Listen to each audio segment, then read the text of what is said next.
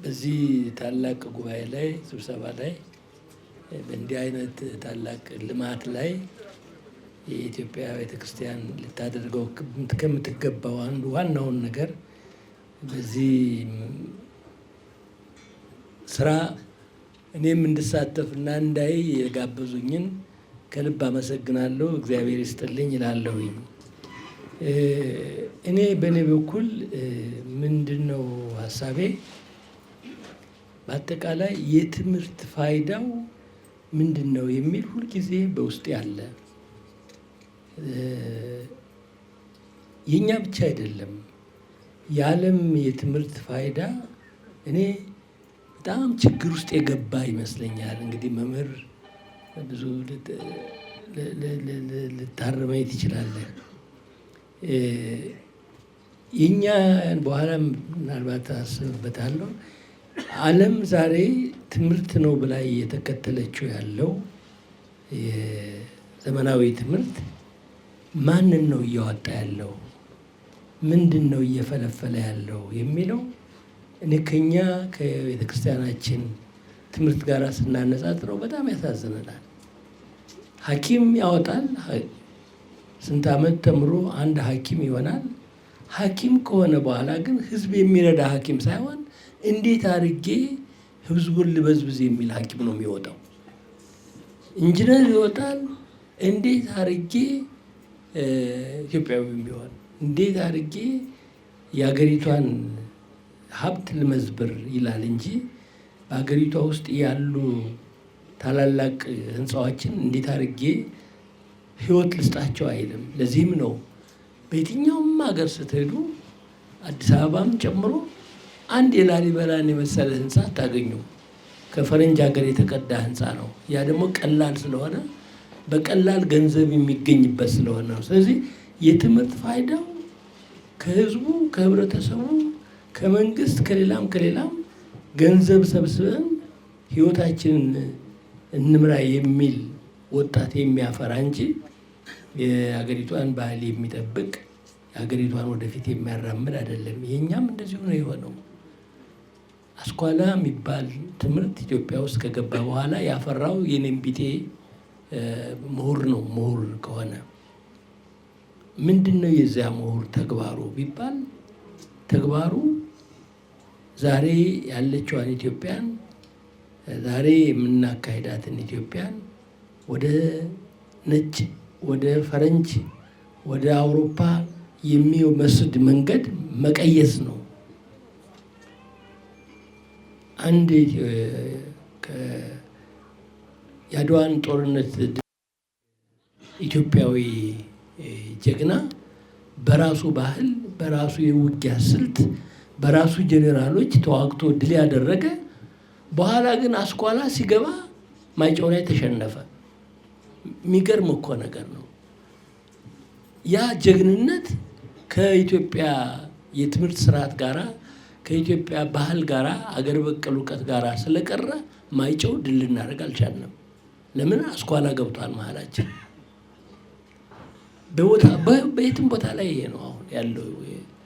አስኳላ በገባበት ነገር ሁሉ ምንድነው ያደረገው? የእኛን ጥንታዊ የሆነ ታላቅ ነገር አውጥቶ ጥሎ ፈረንጅ የሰጠን እየተከተልን በመሄዳችን አሁን ያለንበት ላይ ደርሰናል።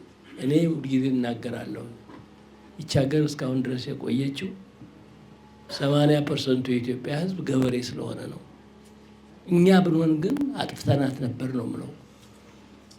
ይሄ የሆነው ደግሞ ዋናው ምክንያት እየተማርን ያለ ነው፣ እየሄድንበት ያለ ነው የትምህርት ስርዓት ፋይዳው አንድነትን፣ ኢትዮጵያዊነትን፣ ሰላምን መገንባት አይደለም እና አሁን እየተጀመረ እንግዲህ ይታያችሁ ከህፃንነቱ ጀምሮ አንድ ልጅ ኪንደር ጋርደን የሚባል የህፃናት ሙያ ይገባል። ገብቶ በእንግሊዝኛ ተናገር ነው የሚባለው፣ በፈረንሳይኛ ተናገር ነው የሚባለው። ያንን ተናግሮ ሌላ በቋንቋ ቢናገር ይደበደባል በህፃናቱ በራሳቸው። ያንን ተናግሮ አሜሪካን ሀገር ድረስ ይሄዳል። አሜሪካን ሀገር ሄዶ ምን ይሆናል? ኢንጂነር ይሆናል፣ የግብርና ባለሙያ ፕሮፌሰር ይሆናል። ይሄ ሰው የአሜሪካንን ትራክተር ይለውጥ እንደሆነ እንጂ ለ5000 ዓመት ያረስንባትን ማረሻ አይለውጣትም። እስካሁንም አልተለወጠችም። ለምንድን ነው ብለን አንጠይቅም። ምንድን ነው እየተማርን ያለ ነው የሚለውን አልጠይቅም።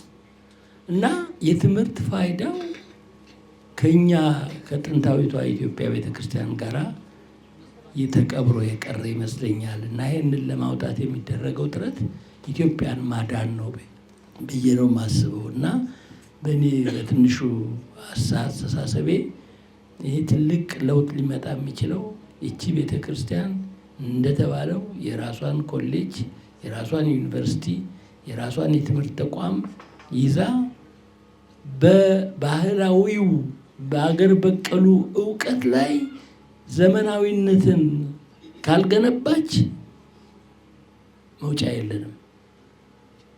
ዘመናዊነት ሊገነባ የሚገባው በአገር በቀል እውቀት ላይ ነው።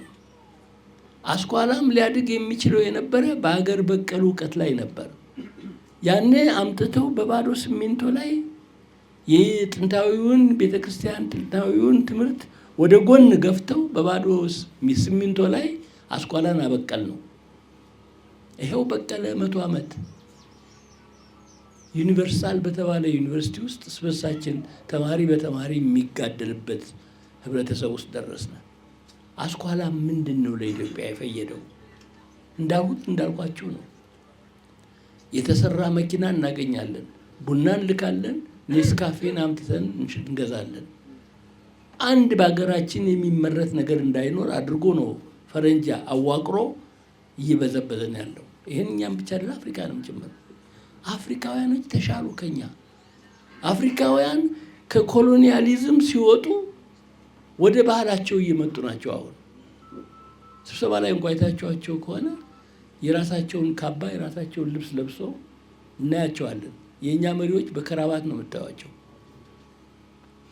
እና በኮሎኒ ውስጥ የነበረ ህብረተሰብ ወደ ባህሉ ሲመለስ፣ እኛ ግን ወደ ኮሎኒ ወደ ቅኝ ግዛቱ ወዳለበሰን ልብስ እየዞርን ያለ ነው። እና የትምህርት ፋይዳው የትምህርት ስርዓቱ ተበላሽቷል።